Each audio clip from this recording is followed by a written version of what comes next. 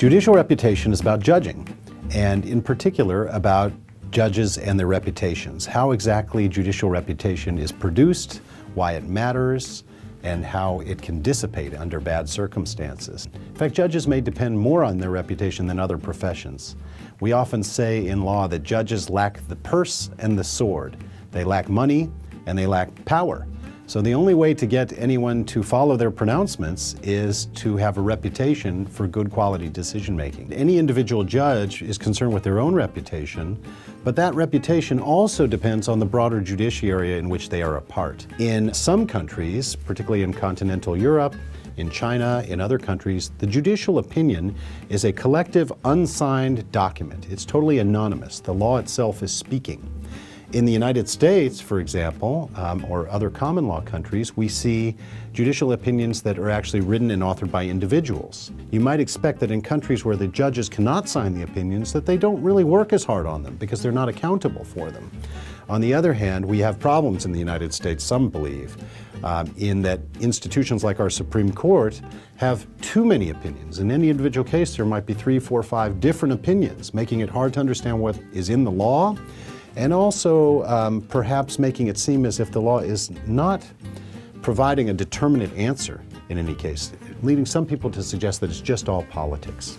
Increasingly around the world, we see judges whose main job is to sit in courtrooms deciding cases, getting involved in what we call non-judicial functions. What's a non-judicial function? Well, you might imagine a judge that's serving on, let's say, an investigative commission, or serving as a public intellectual, as Judge Posner in the United States is a very prominent example. And in some countries, judges actually will sit in political office. So in the recent financial crisis, there was a period in Greece where the head of the country's administrative court was actually the interim president of the country. The book Judicial Reputation documents that there's actually some dangers from this phenomenon. It might lead, for example, politicians and others to try to squander or use the reputation of the judiciary for more political ends.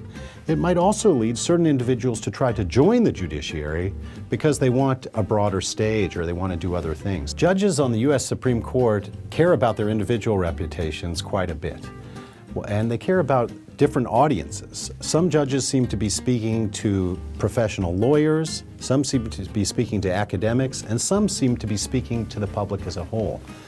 Justice Sotomayor, for example, gained a lot of popularity when she was promoted to the court, and her autobiography became a bestseller. It was so important and so popular that she actually delayed her inauguration of Vice President Joseph Biden in 2013 so she could make a book signing in New York. So that's an example of an individual judge becoming very popular and speaking to a mass audience. Justice Scalia is famous for his dissenting opinions. And these, to some degree, seem to be directed not necessarily at trying to change the law today, but to get into the minds of students, to get into case books, to change the law in a generation or two down the road.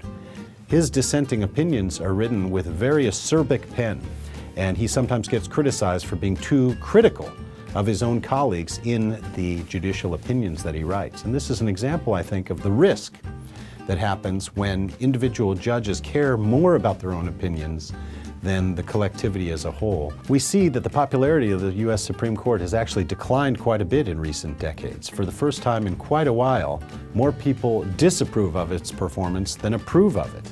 And that's really unprecedented in recent years. For many years, even though political institutions in general have a very low reputation among the American populace, the Supreme Court has been somewhat exceptional.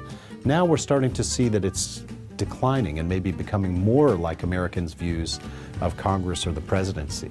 And one theory for why this is happening is that the court itself is fighting quite a bit, and they are also increasingly justifying their decisions in language that appears to be perhaps more political than legal. And that seems to lead to just a different view of what the court is actually doing. It's having an effect, in other words, on its reputation.